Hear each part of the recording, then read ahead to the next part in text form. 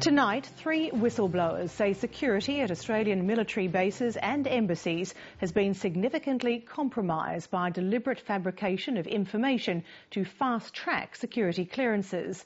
The 3 former defence workers say they were given direct instructions by senior defence staff to fabricate security checks on civilian and military personnel.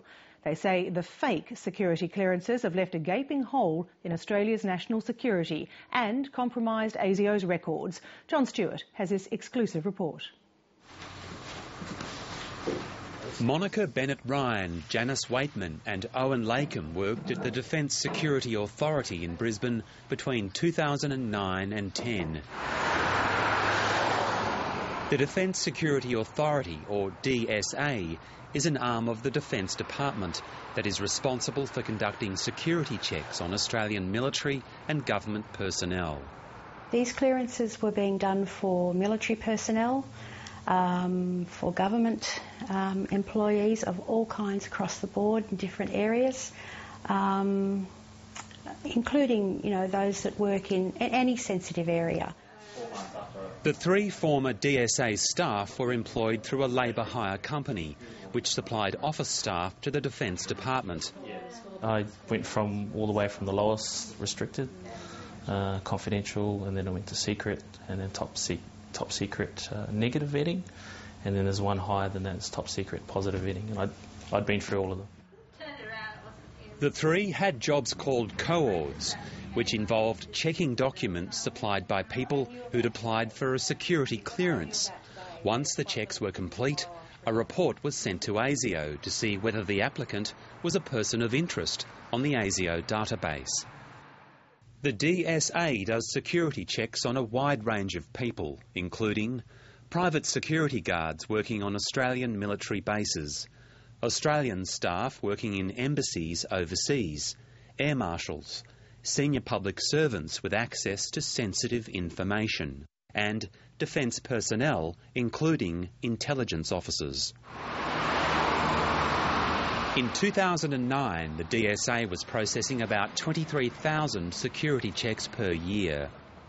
The 3 former staff say that a large backlog of applications began to build up, and pressure was mounting to process the security clearances faster.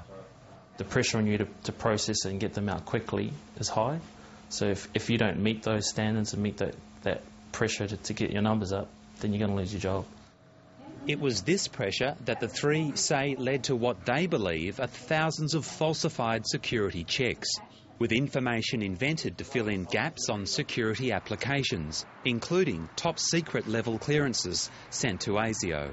Information like where you live or previous employments, they didn't really care about that stuff. Just make it up, put in some dates, put unemployed for periods that were missing, addresses, just put the area address, find a street, or kind of make some information up to fill in those gaps.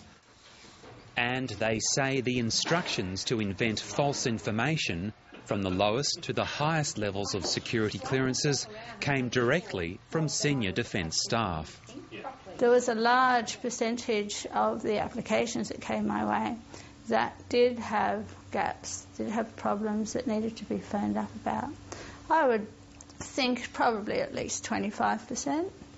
And the analysts started to get impatient with me because he said, well, this is what you do.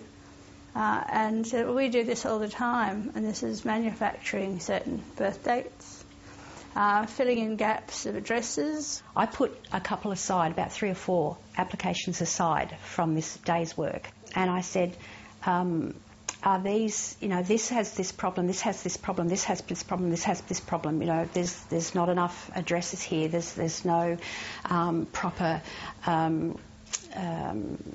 dateline for employment, think questions like that. And one of them didn't have a birth certificate. And so it was a case of these problems exist, and what do you want me to do about it? And I was told these words, be creative.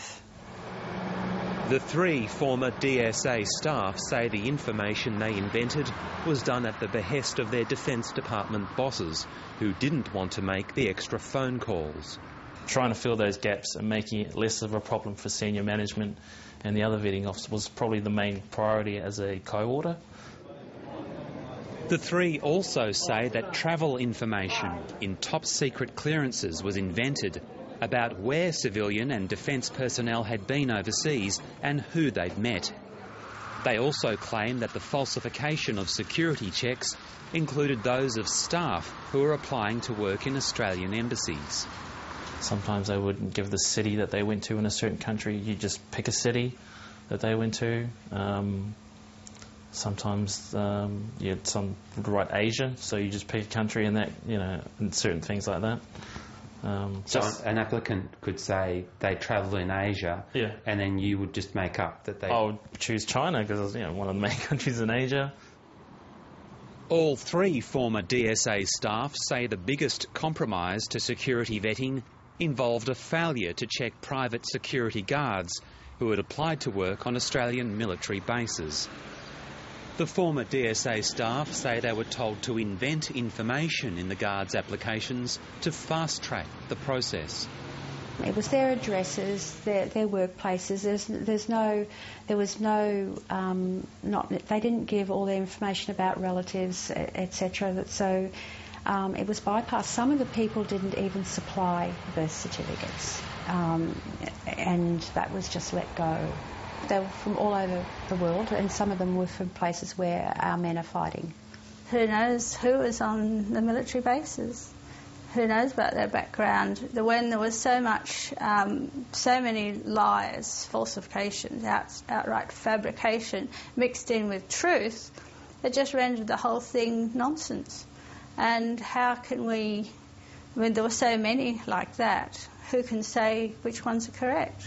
The offshoot of the falsifying of documents is that there is now a gaping hole in Australia's security, and this has potentially terrible repercussions, particularly for our military men. The former DSA staff believe that all private security guards working on Australian military bases now need to have their security clearances rechecked. Do you think there'd be hundreds or thousands of clearances that were compromised? I'd think thousands. And so ASIO now has a whole batch of false information mixed with true information, and no one is able to work that out. No one can find... ASIO wouldn't be able to go through and work out which was true and which was false. So the only way to do this is to redo all of the security guards' applications for security clearances. And that's what I would like to see happen, because I think that this is a dangerous situation. In December last year, 3 men were found guilty of planning a mass shooting at the Holsworthy Army Base in Sydney. When the men were first arrested in August 2009, the then Prime Minister Kevin Rudd ordered the Defence Department to review security at Australian military bases.